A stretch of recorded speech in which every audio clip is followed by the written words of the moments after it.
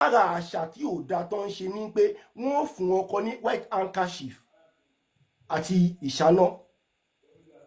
ṣé ẹ wá ìtọ́ bá ti wá fún ní white handkerchief àti ìṣáná tó bá gbọ́ obìnrin yẹn tó bá pọ̀ bá ń lé yóò wá fi inú ẹ̀jẹ̀ yóò fi hàn gba inú everybody máa dùn tó bá gbogbo bá ní ẹ̀jẹ̀ lára wọ́n bẹ̀rẹ̀ sí ní máa bú obìnrin yẹn ojú ó tì wọ́n lẹ́nu with the help of science and technology a ti mọ̀ pé kò ń ṣe dandan ní kí obìnrin kó ṣe ẹ̀jẹ̀ ká tó mọ̀ pé virgin ni. Okay, yeah, mo ti gbọ́. kò ń ṣe dandan kóbìnrin da ẹ̀jẹ̀ lára ká tó mọ̀ pé virgin ni. ní ìtò túmọ̀ pé ẹ wo iye obìnrin tó ti fi aburú kàn tó ti lálàṣẹ àwọn ẹbí rẹ̀ nítorí wọn ò rí ẹ̀jẹ̀ tàbí ọkọ̀ kò ní dandan kóbìnrin dé virgin ká tó mọ̀ pé Islam wá nínú àwọn àṣà tí wọn máa fi ń ṣe lẹ́yà yẹn kò yín ó ṣe kíní náà akálàṣe olè fẹ́ tó ti lọ́kọ rí náà ó ti lè fẹ́ Islam wá gbé obìnrin kúrò ní ojú tí ó dúdú ó wá fún ní ọmọlúàbí àti ẹwà. Ẹ ṣeun gan. Ẹ ṣeun bàbá wa. Ẹ ṣeun. Ṣé ẹ ti wà ọ̀sẹ̀ tó kí n fi ms ó yá ms lè ṣe máìkì báyọ̀. ẹ jẹ́ ká sọ bí Muhammed ṣe pa obìnrin bí Muhammed ṣe ní ọkọ lè ná obìnrin. Bàbá olówó èkó ìyá ok táìmù wọn ò tí ì tàn wọ́n fẹ́ máa ẹ support jẹ́ kí n hard the point mọ́ nǹkan tí Jasmine sọ. Continue sir. Ẹ jẹ́ kí n hard the point mọ́ nǹkan tí Jasmine sọ nípa zakat and sadaqa. Islam gbé ètò sàkáwá láti fi lè ran àwọn tí ò ní lọ́wọ́. Tẹ́ bá dẹ̀ wo ètò Jaiz Bank tí wọ́n gbé wá ààrẹ náà ni láti fi lè mú ìdẹ̀kùn bá àwọn tó yẹ pé ara ni. Islam ní pé ẹ má gba owó èlé. Ànábì sọ fún ẹ má gba owó èlé lọ́wọ́ àwọn tẹ́ bá yá ní owó. Yín tó ti ń dáa jù gan ni pé tẹ́ bá tún wá yá wọn lówó yẹn ẹ fi ṣèdẹ̀kùn fún wọn tìgbà tí wọ́n fi rí owó yẹn san. Tẹ́ bá lọ wò nígbà yẹn láyé àwọn bàbá tán sọ yìí tán bá mú àwọn èèyàn tó bá jẹ wọ́n lówó wọ́n á lọ fi ṣòwò ẹrú ni wọ́n á lọ dà sí oko ìyà burúkú ni wọ́n á fi jẹ àbí kán mú ọmọ wọn kán lọ máa fi sígbà lọ́dọ̀ olówó wọ́n lọ máa fi sin ọgbà lọ́dọ̀ olówó wọn ni Islam ló kọ̀ fún wọn. Tẹ́ bá tún wá lọ wò the first university in the whole world Islam ló ní ètò bá ṣe ń kọ nǹkan sílẹ̀ ẹ lọ Google search nǹkan tí mo ń sọ I believe MS Baba you are learned. Ju àwọn olówó Èkó àti Àkànbí Ọlọ́ba lọ. Tí tẹ́ bá lọ wò ẹ lọ Google search the word alpha 1 2 3 tàǹkà lé ní Islam ló mú wá. That's why they call it Arabic numeral. Arabic numeral. You can Google search it. I'm talking with fact. Arabic numeral. Báyẹn lóríṣiríṣi náà mú wá létò pé bá ṣe sọ pé àwọn tó jẹ́ opó ẹ̀tọ́ yín tẹ́mọ̀ ṣe fún àwọn tó jẹ́ opó Islam gbé kalẹ̀ fún wa. Àwọn ọmọ òrukàn ẹ gbọ́dọ̀ jogún ọmọ òrukàn Islam ló gbé wá fún wa. Gbogbo àwọn eléyìí ní Islam mú wá fún wa tó jẹ́ nǹkan ọ̀rọ̀rùn láàfin ní máa fi ara ní ẹnì kọ̀ọ̀kan ara wa. So ìyẹn submission mi nìyẹn. Tó bá ti kú àmọ́ síwájú lórí ẹ̀. ẹ má bínú ìyàwó host ẹjọ́ ẹ má bínú mà ẹjọ́ àwa tí ń kí tàràwé ń bì kí n tí Àkànbí Ọlọ́ba gbé sẹ́yìn ẹ jẹ́ kó proof ẹ̀ fún wa èmi sọ pé ó ní ọ̀rọ̀ àwọn ẹ jẹ́ ká ti ọ̀rọ̀ obìnrin tí wọ́n sọ tó ń sìn ẹ bá sọ ti ọ̀rọ̀ obìnrin yẹn ń sìn ms wà bẹ́ẹ̀ ká ti obìnrin tí wọ́n sọ tó ń sìn ẹ̀ jọ. Táìmù ti pé bàbá ẹ má jẹ́ ká padà síwájú padà sẹ́yìn táìmù yìí ti pé báyìí. Ẹ jẹ́ kí ló nu táìmù wa o. ms ó yá táìmù ti pé. Olówó táìmù ti pé ẹ fún wọn lẹ olówó Èkó táìmù ti pé táìmù wọn ti lo 1 minute fún táìmù wa o. Another 5 minutes. Yeah, 5 minutes now. Bàbá ta ló fẹ́ sọ̀rọ̀ sí inú ẹjọ́ ta ló fẹ́ sọ̀rọ̀ náà. Àwa ẹjọ́ Jasmine ló máa sọ̀rọ̀ ms àwọn ọmọ Yorùbá nǹkan tó gbé síbẹ̀ yẹn ìtọ́sọ lẹ́ẹ̀kan yẹn ẹ jẹ́ ká ìtọ́sọ yẹn. Táìmù ti kọjá ẹjọ́ náà. Àwa ọmọ Yorùbá ló kàn. Àwa ọmọ Yorùbá ló kàn sí ẹjọ́. Ìyẹn ọmọ Yorùbá o. Ẹ máa gbọ́ ọ̀rọ̀ àtàn fẹ́ kà wọ́n nítorí mi ò kò lè sọ̀rọ̀ ní ẹ̀yàn ọmọ ẹjọ́ wọ́n ti lo time wọ́n ti lo 1 minute fún time wa àwọn àtàwọn 4:34 ẹ máa gbé wá torí wọ́n sọ̀rọ̀ ẹ dá wa lóhùn ọmọ kékeré ẹ máa gbọ́ má gbèsè lédè ta. obìnrin ni UMG kẹ máa gbọ́ o men are the caretakers of women. Àwọn ọkọ olówó orí aya As men have been provisioned by Allah over women and tax them with supporting them financially. Nígbà tí Allah ti ní kí àwọn kọ́kọ́ jẹ́ wọn ni wọ́n pèsè nǹkan máa pèsè fún àwọn ìyàwó. And righteous women are devotedly obedient. Àwọn obìnrin tó dà làwọn obìnrin tí wọ́n gbọ́ràn sí ọkọ wọn lẹ́nu. And when alone, tó bá jẹ́ pé tí wọ́n bá dá wà. protective of what Allah has entrusted them. Tí wọ́n á máa dáàbò bo nǹkan tí Allah bá ṣe fún ọkọ wọn. Ẹ bá wa gbọ́ Báṣọlá wọlé. And if you sense ill conduct from your women, tó bá fura sí ìyàwó rẹ, advise them first. Kó o gbà wọ́n nímọ̀ràn kó o kọ́kọ́ bá wọn sọ̀rọ̀. If they persist, tí kò bá gbọ́, do not share their bed. má ṣe bá sùn, má bá ṣe pàpàpà sùn. But if they still persist, tí ó bá tún gbọ́ràn, discipline them. Kó o nọlé ayé ìbàjẹ́ o lè gúngò lè ṣaládàá. Ẹ̀ṣẹ̀yẹn lé ní. Èmi ò ẹ wo Muhammadu Riyad, ẹ wo Muhammadu Riyad,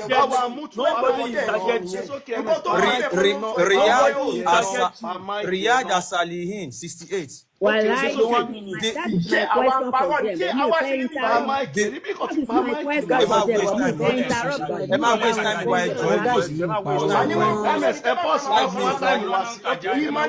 my question. 5 minutes. The prophet says, no man shall be asked for the reason of beating his wife. Most take our people in meet now. 5 minutes,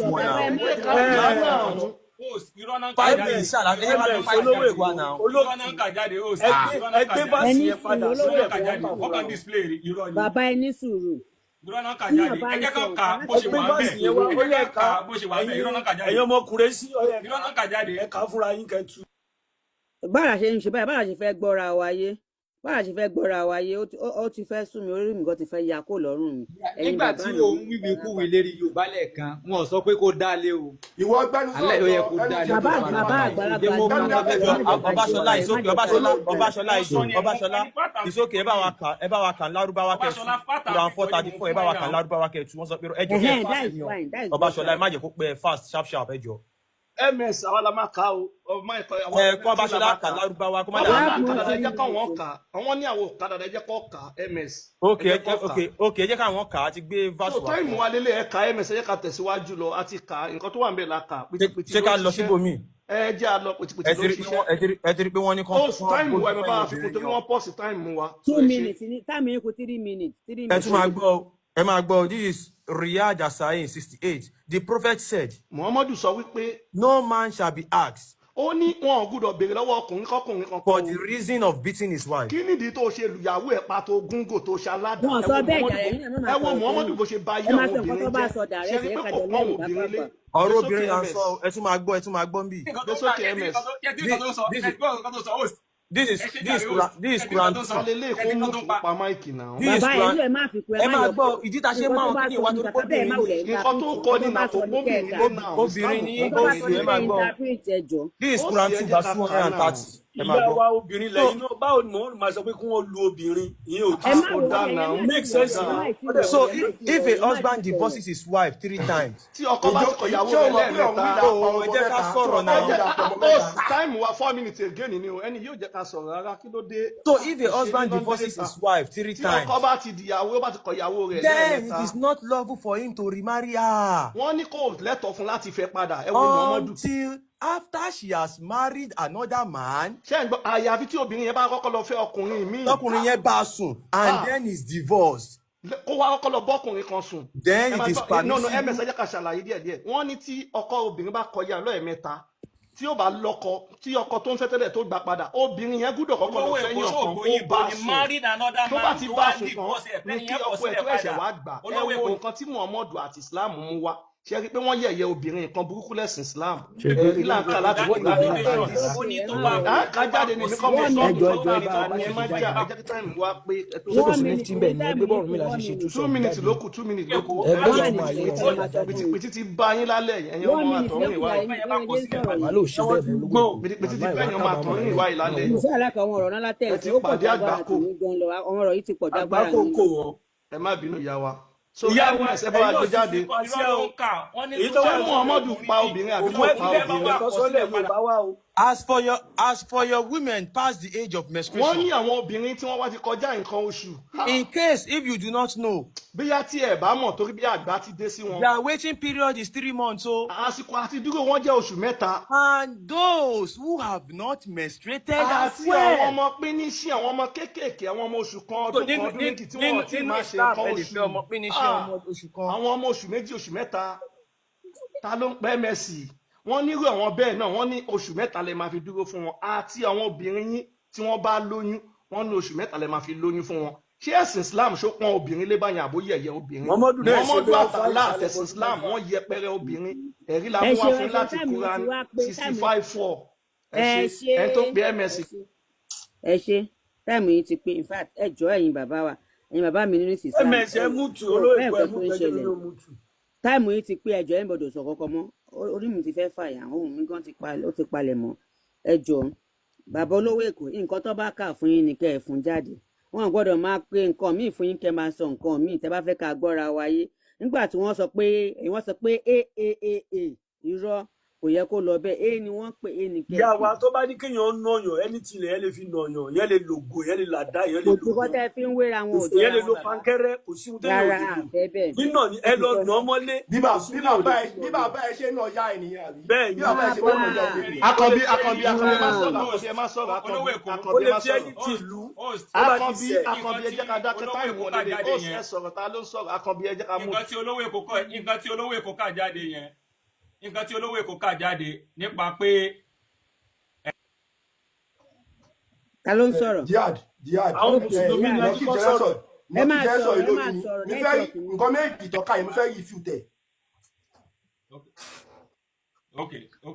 ẹ má bínú gbogbo ọ̀rọ̀ tí wọ́n sọ àwọn ò mú evidence kankan jáde o ó dẹ̀ yẹ kán mú evidence jáde náà MD ẹ béèrè evidence àwọn ọ̀rọ̀ tán sọ. àti ìsọ débi evidence àsọ débi evidence. àwa sọ̀rọ̀ àdẹ̀m evidence wa náà evidence làwọn olówó Èkó àti MS bàbá mú jáde ẹ jẹ́ káwọn sọ̀rọ̀ kán mú evidence jáde ẹ jẹ́ kán mú evidence jáde. Ọbáṣọlá ẹ̀rí wà. ọ̀gbẹ́ni Dálé ẹ mú evidence jáde sọ ẹ má wulẹ̀ rojọ́ ẹ kàn mú evidence jáde òpònú jọ́sìn ní kèmí dákẹ́ ta ni ó tó ń sọ pé kẹ́nìkan dákẹ́ ẹnì kan mú evidence jáde náà so kọ́rọ̀ máa lọ bó ti yẹ kó máa lọ. Ó yá a need evidence so lórí orí ó yá kán tó fún wa ní nǹkan dáadáa mi àti fún wọn wọ́n ti mú wá wa náà ti fún wọn ó yá wọn lè rí bó náà ti fẹ́ rí. ó yá ẹ fún wa ẹjọ́ àwa ọmọ Yorùbá méjì ló ti sọ ó kù mẹ́ta ó yá. àwọn nǹkan tí wọ́n ń kà yẹn kò rí bẹ́ẹ̀ ó sì ṣe ìgbọ̀nù nǹkan tó kà yẹn ò rí bẹ́ẹ̀ ẹ fún wọn láyè ká tún very easy. kò sí wàhálà 5 minutes yẹn fi tún kà kẹ́kẹ́ tún nílò káwọn èèyàn gbọ́ eléyìí ò ń ṣe jà it's not fight. but ẹ má bínú ọ̀rọ̀ tán sọ tẹ́lẹ̀ wọn fún alẹ́ evidence yẹn náà. wọn ò lè rí mo fẹ́ rí evidence ilẹ̀ Yorùbá. wọn fún alẹ́ evidence ọ̀rọ̀ lásán náà kan sọ. ẹ fi 5 minutes yìí kú ká. ṣọlá máa fún evidence wà ń bí farabalẹ̀. ó yá farabalẹ̀. mú jáde. ó yá farabalẹ̀. a ní kó dákẹ́ Ọbáṣọlá wọ́n ṣàtìwọ́n náà ṣàtì ń gbà nǹkan kan náà. wọ́n ló ń bọ́ Ọbáṣọlá yìí. ẹ tó gọ̀. gidi gan. mi kọ ẹ̀yin náà lẹ ń dáwó fún. kí ló kún ẹ mọ.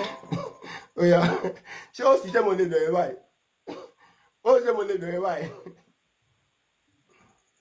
sì ṣá lè bẹ̀rẹ̀ báyìí. ẹ mọ̀ bá a lọ other post ò sí ní online. now àkọ́kọ́ ibi tí wọ́n kà gbẹ̀yìn yẹn ní suratul Tolak ẹ máa rí pé tọ́pìkì yẹn àtọ́lák òun náà pè ní ìkọrẹnisílẹ̀ divorce. níbi tí wọ́n kà yẹn Ọlọ́run sọ wípé àlàyé evidence tẹ́lẹ̀ mú jáde kẹ́ tó wá ṣàlàyé léyìí. bọ̀bọ̀ ìjẹ́ ká gbọ́rọ̀. ní evidence jáde náà. Ọbáṣọlá wọn lè rí. a ní mo fẹ́ rí fúùtù kan tó ń sọ sórí. wọ́n ti rí fúùtù eléyìí kọ́kọ́ evidence ọ̀rọ̀ tó kàkàlẹ̀ lẹ́ẹ̀kan yẹn evidence jáde náà. títà wa bá sọ̀rọ̀ táwa bá kọ̀ sọ̀rọ̀ fáà evidence jáde tẹ́ máa gbà. àwọn bàbá tó fi ìsìlámù lé wọn lọ́wọ́ wọ́n bà ilẹ̀ Yorùbá jẹ́ ni káwọn ní òtún kọ̀ntínú bẹ́ẹ̀ lọ́wọ́ yàrá ti já wàlọ́ọ̀ì tí ò bá ṣe TikTok irú yín kò sínú àwọn tí ó máa bá wa sọ̀rọ̀. ta ni olùwà kéwù tọrọ jẹ wọ́n tó níṣẹ́. tó bá dé pé TikTok fún gbogbo yín máìkì. wọ́n tó níṣẹ́ orí rẹ ti dàrú. Àkànbí obìnrin kan àwọn bá sọ̀rọ̀ náà Àkànbí ẹjọ́. Olówó Èkó wọ́n fẹ́ tún ó ṣe fún one time wọn 5 minutes. 5 minutes ẹ sáré. ẹ wo ó dà pé a máa stop ẹ báyìí. MTI lè stop any session. kì í ṣe bébí àdẹ̀fẹ́ gbọ́ra wa yé kí la fẹ́ fún àwọn tó tẹ́lẹ̀. We have thousands of people tí wọ́n ń kọjá pé àwọn fẹ́ẹ́ rí pọ̀ gan ẹjọ́. kí la fẹ́ lẹ́yìn. ó ṣe má bínú nǹkan yẹn ò easy. ilé tá a fi rọ́kọ́ ni ìrì ni ó wo. Kí lè fẹ́ yẹ ká ṣe tí pèsè máa wà tá a máa gbọ́ra wa. ìjà ayé ti bá wọn. kí ni ká jọ ṣe. Ọbáṣọlá nípa pé ẹ ń fẹ́ nípa pé Yorùbá nílẹ̀ Yorùbá wọ́n ń fẹ́ ọmọ pínísí tó lówó Èkó sọ tó bá lọ wo ẹ má padà síbẹ̀ 2014 ẹ má padà síbẹ̀ Ọlábìntán KH 2014 gender and management. èmi kọ́ mo sọ̀rọ̀. Bàbá àná àwọn nǹkan tẹ́ ẹ̀ mú wáyé ò sínú topic ẹ má jẹ́ ká máa yà sẹ́gbẹ̀ẹ́ àní kó lójú kọ ẹ jẹ́ ká máa títí nǹkan tá a rántí tì lọ. ẹ bá wá rí pé wọn kò à ń sọ̀rọ̀ ẹgbẹ́ ń sọ̀rọ̀ 2014. ta mo fẹ́ fún ẹ ní evidence màá tún fún ẹ ní evidence nínú odù fa. ẹ jọ mi ò sọ kankan ẹ jẹ́ ń gbọ́ ṣe ń gbọ́ ẹni kò dákẹ́ farabalẹ̀ ẹ jẹ́ àṣẹlẹ̀ ẹ̀kọ́ kan àfa yìí náà máa tó bọ́lẹ̀ ní nǹkan tí mo pa ní lọ́rọ̀ sọ yìí náà máa bọ́lẹ̀. Justin. Ṣẹ́yìn wọ́n pè wọ́n kan ní intellectual discussion. Wọ́n pè wọ́n kan ní intellectual discussion. Tá a bá ní intellectual discussion, àwọn èèyàn ní tún nǹkan tí ò rí bẹ́ẹ̀. Nǹkan tó wà ń bẹ̀ gẹ́lẹ́ ni kó máa díwọ́dẹ̀ jà kí a kó ogun ẹ̀pọ̀ sójú kan èèyàn kan kó béèyàn kan sọ̀rọ̀. Ó ń ka ilé ìtú náà ìyẹn kọ́ ni intellectual discussion. Kéèyàn kan ṣe kájọ bára wa ṣe. Then nǹkan tí n bá ti sọ tí ò rí bẹ́ẹ̀ tú àṣírí mi lẹ́sẹ̀kẹsẹ̀. Ìtú ọ̀nà bá tọ́ tí ò rí bẹ́ẹ̀ kémi náà tú àṣírí lẹ́sẹ̀kẹsẹ̀. Nígbà yẹn a wà á mọ̀ pé òkè ewo gan ni àti tó fẹ́ búra èmi ò sí ìbẹ̀ pẹ̀lú èbú. Èmi ìmọ̀ làwọn máa ń jòkó tì. Àdẹ̀wá ṣe yẹ̀yẹ́. Ẹgbẹ́ mi ń sọ̀rọ̀ mo ń pọ́n Yorùbá lé mo tún sọ pé àwọn bàbá wa mi ìbú Yorùbá mo ń pọ́n Yorùbá lé ọmọ Yorùbá ni mí. Yẹ ó ti da bẹ́ẹ̀ ó ti da bàbá mo get mo understand ó ṣe ẹ bó ṣe quiet báyìí orí mi ti fẹ́ lànà láì ṣe kán gbéṣẹ́ ẹ̀kọ́ lèmi lọ mi ìgbowó wọn sọ sálárì fún mi mi ìgbà kọ́kọ́ bẹ́ẹ̀ tẹ̀ fún mi ní nǹkan kan yẹn ò tiẹ̀ ṣe àyẹ̀já gbọ́ra wáyé ká tẹ̀ mọ́ bí tá à ń lọ ká má jì sí kòtò. ní ìsìn ẹ̀yin bàbá wa ni ẹ fẹ́ sọ nǹkan kẹta tí Muhammad ṣe ṣé kí Khalifa sọ̀rọ̀ àbí ta ló fẹ́ sọ nǹkan kẹta tí Muhammad ṣe bàbá Ọbáṣọlá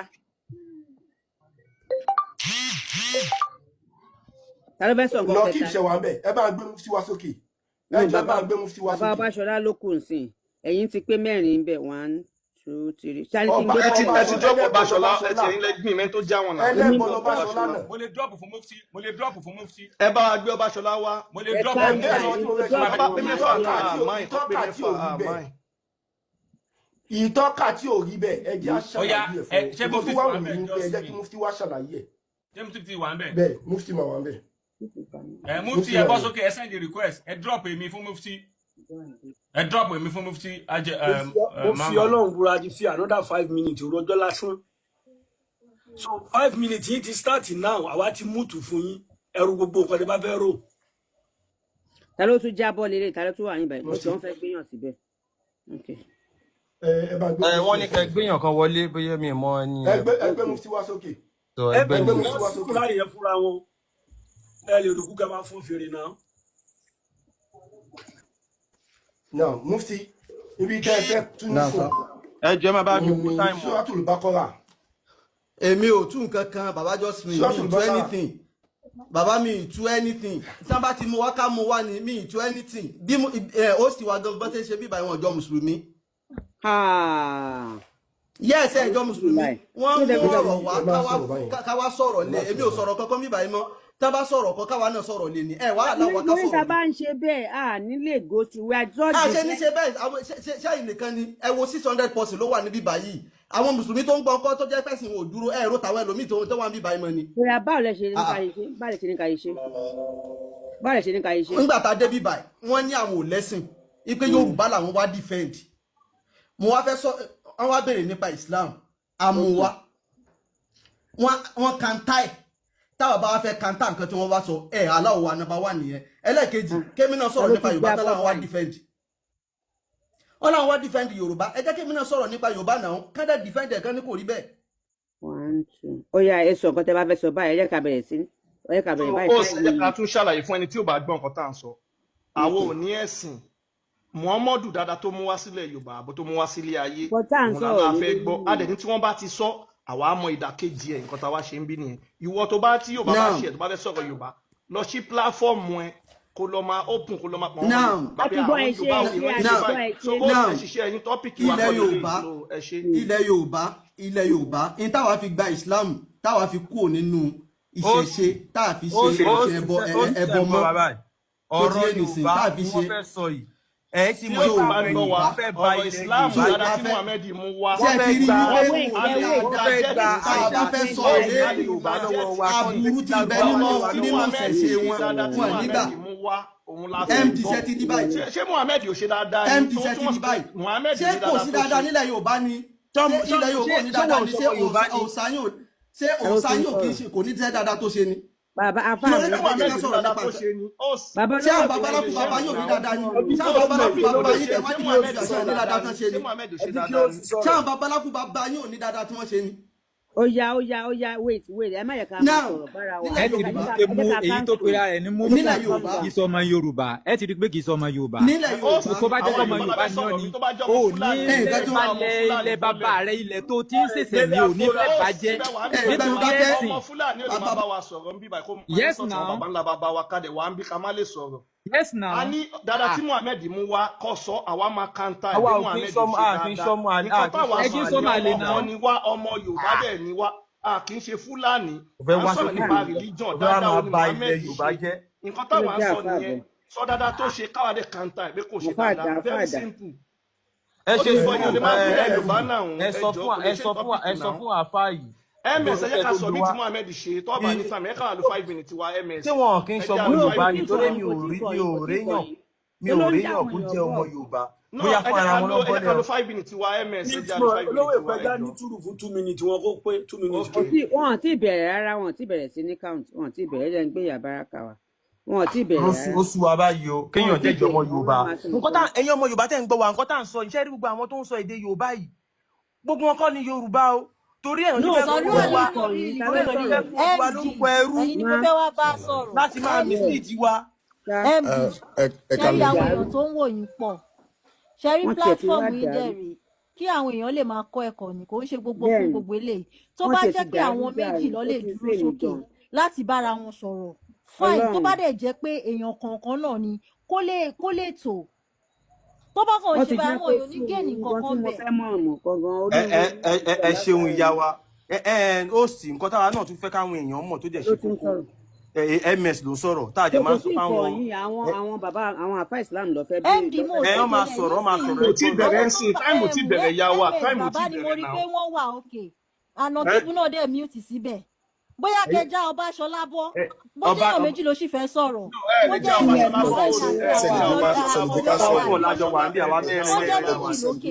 ara wa ni Ọbáṣọlá wọ́n ní ó dà bí Fadéṣeré mò ń bọ̀ ẹ máa sọ̀rọ̀ sí host ọmọ Yorùbá ẹ ṣe sùúrù Fadéṣeré host ọmọ Yorùbá ni ìṣọ̀kan Yorùbá ló jẹ àwa lógún torí ẹ̀ gangan la ṣe ń sọ pé nǹkan tán torí ẹ̀ mẹ́sìn wá sí ilẹ̀ Yorùbá ni pé wọ́n wá fi dàárín wa rú ìmọ̀ wa wá ṣọ̀kan tẹ́yìn náà bá jẹ́ rí ẹ̀rí nǹkan tó ṣẹlẹ̀ àwọn kan wà láàrin wa ẹ ṣe sùúrù ìyàwó ẹ mò ń bọ̀ ẹ ṣe sùúrù àwọn kan wà láàrin wa tó jẹ́ pé wọn ò kí ń ṣe Yorùbá àmọ́ wọ́n ń sọ èdè Yorùbá ṣé tẹ́ bá dẹ̀ wo orúkọ wọn ṣé tó bá ti ń jẹ́ orúkọ Lárúbáwá ẹ̀yin ò ní mọ̀ torí ẹ̀ ló ṣe fẹ́ kí gbogbo wa kó ká máa jẹ́ orúkọ Lárúbáwá wọ́n fẹ́ gba àṣà àti ṣe Yorùbá lọ́wọ́ wa kán gbé sí Lárúbáwá lé wa lọ́wọ́ ó ti yẹ yín àní máa jẹ́ orúkọ wa a máa jẹ́ orúkọ Lárúbáwá àní máa ṣèdè wa a máa ṣèdè Lárúbáwá àní máa wọṣọ wa a máa wọṣọ Lárúbáwá wọ́n á ní gbogbo nǹkan tá à ń ṣe tó jẹ́ sí Yorùbá wọ́n á ní kò dáa kò tẹ̀ sẹ́ni tó fẹ́ ṣe irú nǹkan báyìí kọjá àwọn tí kò ń ṣe Yorùbá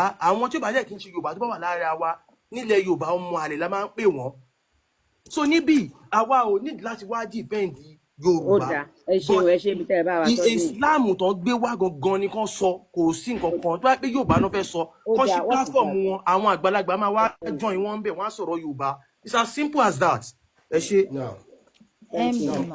md ṣé mo lè sọ̀rọ̀ báyìí. bàbá ẹ jẹ́ kí Yàbáràkà sáré sọ̀rọ̀ wọn tán bàbá ẹ ó dọ̀n Yàbáràkà. ms bàbá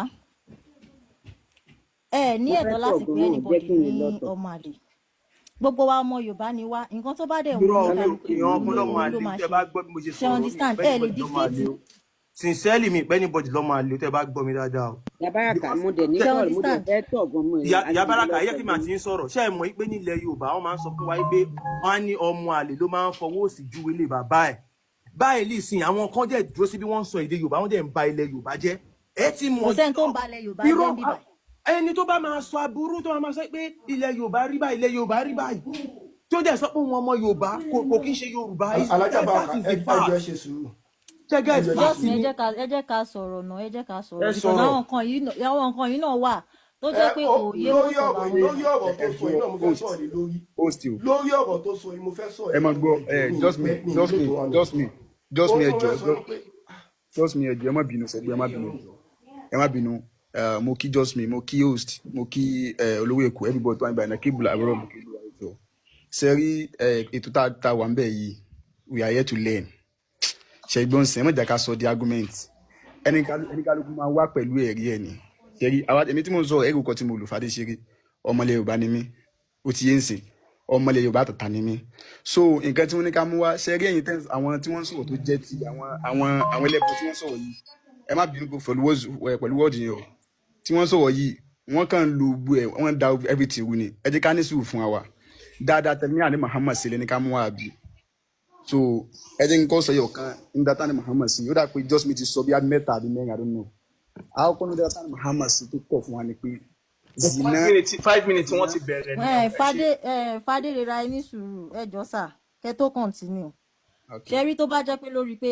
kán sọ nǹkan márùn-ún ẹjọ́ sà mo sọ̀rọ̀ mi pé mo ti mútu ara mi ẹjọ́ mo fẹ́ yìí sí ara mi ẹ má jẹ́ ká dàrú ó da bó ṣe rọra ń sọ bó ṣe kú ẹjọ́ mo fẹ́ lọ yìí sí ara mi ẹjọ́ tẹ́ ẹ bá gbóhùn mi ẹjọ́ mo ò lè mú mọ́ra mọ́ ẹjọ́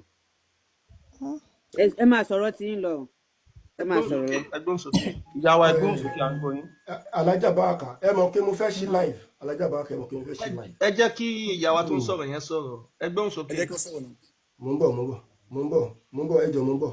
ẹgbọ́n sókè. ohun tí mo fẹ́ fàyọ ni pé Fadéṣeré ẹ máa sọ fún 4 minutes ẹ kọ fún 1 minute kí n fi sọ̀rọ̀. ohun tí mo fẹ́ fàyọ ni pé nígbà tí ms bàbá ń sọ lẹ́ẹ̀kan ó ní àwọn kan wọ́n ṣe Yorùbá pípọ́n wá láti wá pín Yorùbá gbogbo ọtí mò ń sọ pé I am Yorùbá ní èdè mo dẹ̀ tún pọ̀n bàbá yẹn lé kí Islam tó dé ilẹ̀ Yorùbá ìran Yorùbá ò rẹ́ ológun kan ògún ló ń bọ́ bíbáyìí ogun ti bẹ̀yẹn náà eléégún bíbáyìí eléégún bẹ̀yẹn tó bá pàdé àwọn wọn máa ń nọra wọn ládùúgbò.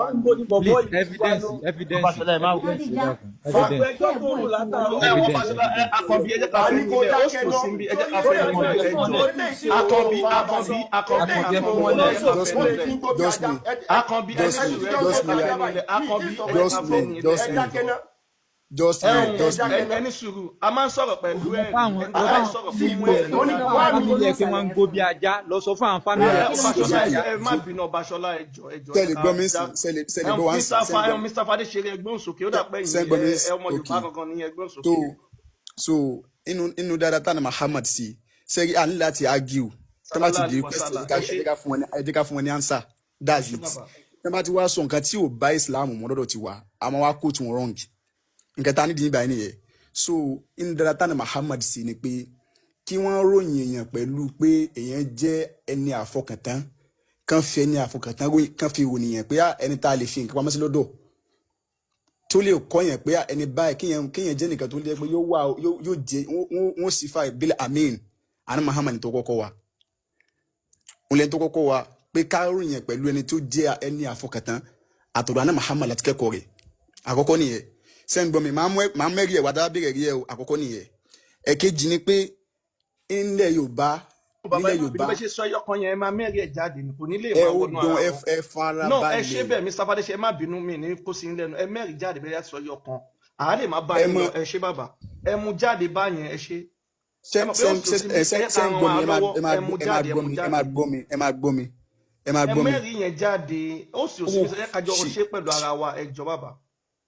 ẹ ṣe bàbá kóran kí ni ẹ jẹ́ abáyín gbé jáde kóran. ẹ farabalẹ̀ ẹ mọ sẹ́ń gbọ́ mi mo gbọ́ àwọn ìtàn ìbá ń gbọ́ mi so ẹlẹ́ẹ̀kejì ó ní tán bá ní pé zina nínú Islam zina wọ́n lè sọ̀rọ̀ àná Muhammad ló ó kọ zina fún wa pé ẹni tẹ́ bá tó bá ṣe zina tó bá ìyàwó níyàwó sùn àbó bọ́kọ lọ́kọ sùn ìyà báyìí ni kẹ́ fi jẹ àná Muhammad ló kọ wa ẹ̀rí wà fún ó di méjì sẹ́ńgbọ́n mi sìn àbí ẹlẹ́kẹta àná Muhammad tún kọ wa pé káríyàn kan kákan dédé sọ fún pé ẹni tẹ́rí tí ń lọ yìí o sìnà lọ sí nítorí pé ẹ rí ọkùnrin àtòmí tán jáde kẹwàá tánìtì méjì wọn kẹ parọ́ mọ́ wọn àná Muhammad ló kọ wa pé ntẹ́ ẹsẹ̀ yẹn ẹsẹ̀ ni ẹ jìyà fún ẹ mọ̀ sí nǹkan tí ò dáa ní six dáadáa nìyẹn. ẹ fún wa lẹ́fídẹ́ǹsì kí táìmù yín máa over ẹ sì ní mọ́ 4 minutes báyìí méjì lẹ sọ Muhammadu First Bank ni ẹ lè pa owó mọ́ lọ́wọ́ ẹ̀ Muhammadu ò láìkì sìnà ẹ fún wa lẹ́fídẹ́ǹsì méjèèjì yẹn ẹ ní 4 minutes Quran kí ni àá máa ń gbà dísà máa ń gba Quran. ànábì tó ń ṣe 9 sọm ẹni tó ń ṣe 9 sọm ẹni tí ń ṣe 9 sọm ẹni tí ń ṣe 9 sọm. so ẹ fún wa lẹ́fídẹ́ǹsì. Àkànbí ẹ má yẹ kéèyàn. ẹ ti ní 3 minutes. Àkànbí ẹ má yẹ kéèyàn tó bá gbé bàbá wọn akádìpọ̀ wa ó máa jẹ gbà àwọn òṣèré rárá. wọ́n ti fẹ́ fún wa lẹ́fídẹ́ǹsì olówó Èkó. tòbánà bí sì jẹ́ bank manager a máa mọ̀ lálẹ́ yìí. ó ti jápa o kò lẹ́fídẹ́ǹsì ti jápa o. ó máa padà wá láíláí mo jẹ́ ní. ó ń sáká ní gbogbo wọn tí ń yọsẹ̀ lẹ́yẹ kankan ó ń sáká ní wọn tó bá gbọ́ wọn ga wọn wá jẹ gbà àwọn òṣèré rárá tí ó sì tó dé so tábàlẹ̀ tó ìfẹ́ lo 4 minutes. the next thing tí wọ́n lè ṣe náà ni wípé wọ́n sáré máa lọ lẹ̀ Yorùbá. Yorùbá ṣe báyìí wọn ò dẹ̀ ilẹ̀ Yorùbá wọn mọ̀ sáré lọ nígbà tán lẹ́fídẹ́ǹsì kankan. so tábàlẹ̀ tó ìfẹ́ ṣe substitution fún wọn mọ́dúrétọ̀ ẹ̀ bá wa wò sálẹ̀ tábàlẹ̀ wọn tó fẹ́ wọlé nínú wọn àwọn ń sáká wọn ti sá lọ mọ̀kàn tó ṣẹlẹ̀ ni Àyìnlá máa ń kọrin kan wọ́n máa ní odò ní fọ́nfọ́n sùn fọ́nfọ́n o ìkan ti sùn nù wọn odò ní fọ́nfọ́n sùn fọ́nfọ́n yé wọn ta lẹ Yorùbá wọn ò tún gbé rí odò ní fọ́nfọ́n lẹ tà ń sùn odò ní fọ́nfọ́n sùn fọ́nfọ́n níbo kò ń ṣe táwa bá wà lágbègbè olówó Èkó gbẹ nǹkan kan tẹ bá wà lórí péjì ìrọ̀lẹ́ máa ń pa kíbu lọ kírun olówó Èkó náà kíbu lọ kírun ó lọ kírun wọ́n lọ kírun ni so kò sí nǹkan kan. Jembian question olówó Èkó Jembian question. Moderator da ẹjọ́ ta ló fẹ́ sọ̀rọ̀ tó kù pẹ̀lú ayé jam question moderator tí ó sì tó dé ẹjọ́ ṣé dáadáa tí Muhammadu ṣe ló wá scarce báyìí. Make sure you prepare all your things. You know you are going to. ṣé dáadáa tí Muhammadu ṣe ló scarce báyìí. ẹ̀mẹ̀sẹ̀ ẹ̀ka wà lọ sáré lo tí moderator tó dé tí ó sì tó dé ẹ̀ka náà lo mínítì díẹ̀. àlọ́ nípa àtún ayé Muhammed. wọ́n ní olówó Èkó wọn lánàá bí lọ láìkí ìsìná ẹjíká kábíyèsí ti ṣe ìsìná tó gbàyàwó ọmọ. ok asáré sọ ẹ̀mẹ̀sẹ̀ bá ń gbé síta tó ìgbàyàwó ọmọ ẹ̀ md ẹjọ ṣẹ wà ń bẹ. wọn ti dé ẹ̀ka sáré lo mínítì yẹn ẹ̀mẹ̀sẹ̀ sáré kà Quran 33:37 Muhammed gbàyàwó ọmọ ẹ̀ àbí kíkà àdìsí mi tó ti lọ bá ẹrú sùn tí Afusa àti Aisha tó ti kà mọ́bẹ̀. olóòtú ẹ bá mú Akànbí ewé ní kíkà ṣé ibi tí ó ti lọ ṣe ṣìnà tí Afusa àti Aisha kà mọ́bẹ̀ tí wọ́n dìímú láṣọ. mo ń bọ̀ ṣìnà wọn ló lọ ṣe ṣé ìwé ní kíkà mẹ́rin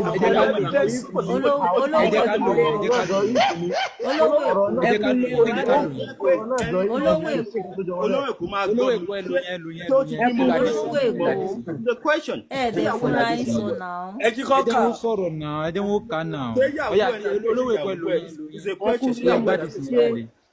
ẹjọ́ mo ti dé ẹ kú lé ọ̀rọ̀ ẹ ṣe ẹ kú wájú sẹ́yìn tó lọ padà àwọn àfáà ti sọ̀rọ̀ wọ́n sọ pé Muhammadu pé ó ní kọ́ máa ṣe sí ẹjọ́ ṣe fún wọn pé Muhammadu ó jẹ́ aláfọkàntán pé tán bá pé kò kí n jalè nǹkan tán mẹ́rin. ibo ló ń ṣe ṣìnà. sókè nínú ọ̀nà kàkà náà wọ́n ti sọ̀rọ̀ wọ́n ní Muhammadu kì í jalè wọ́n ní kò kí n ṣe ṣìnà. ẹ̀mí ìṣùgbà yẹn so ẹ máa gbọ́ nǹkan tí wọ́n sọ mọ́tò ẹ bá wa mú tọ́ wọ́n ti lo táìmù ẹ̀ kásá lè tà tiwa.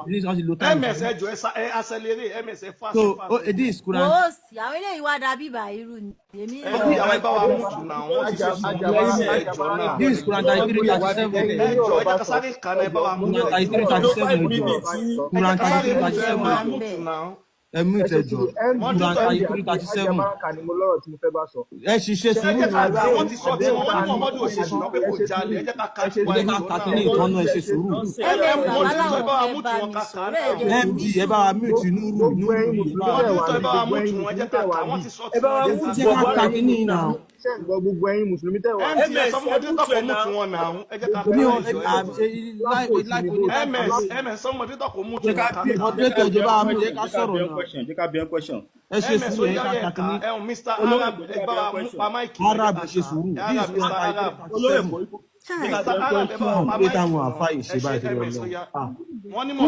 And remember, oh prophet, Muhammadu rántí o. when you said to the one for whom Allah has done a favor and you two have done a favor. Ká bí ẹ question. Ta ló tún yọ olówó Èkó? ẹni sùúrù ẹjọ́ ẹ jẹ́ agbọ́ra wa yìí. Àwọn àfáàlù yẹ kẹ́ ẹ yọ kì í ṣe olówó Èkó. Kò wá sàfà kankan lókè ẹ bẹ̀rù Ọlọ́run. ẹni sùúrù ẹ jẹ́ kí n sọ̀rọ̀ báyìí náà. Ta ló sọ̀rọ̀ tí ọ̀sẹ̀ tó kọjá ẹ̀ ṣe. Wọ́n ti sọ̀rọ̀ òsì, wọ́n ti sọ̀rọ̀ àwa ló kan. Mo fẹ́ béèrè náà ní kí ni. Mo fẹ́ béèrè náà ní. MS ẹni dá òsì lóhùn. Ọ̀yá olówó àfọ àkọsí sọ̀rọ̀. Onímọ̀ mọ́dù oní bank manager ni. Péjẹ́ ẹ̀ bá bomi sí lẹ́nu, èèyàn máa bá ń bẹ̀. Ẹ fún mi ṣe ẹjọ́ ẹ ní sùúrù ẹ ń ṣàlùkù.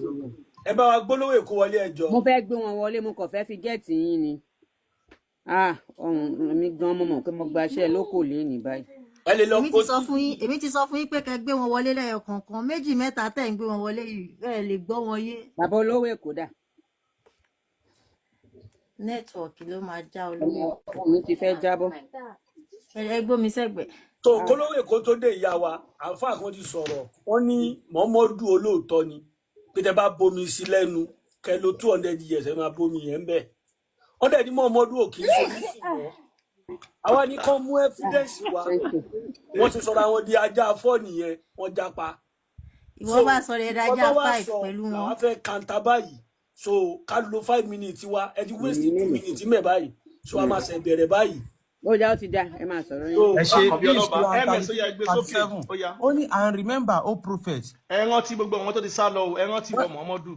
When you said to the one for whom Allah has done a favor and you nígbà tó sọ fẹ́ni tí Allah ti ṣe lóore tí wọn náà ṣe ìrànlọ́wọ́ fún. keep your wife and fear Allah. Dìyàwó ẹ̀ mú kó o dẹ̀ máa bẹ̀rù Allah o. While concealing within yourself what Allah was going to reveal.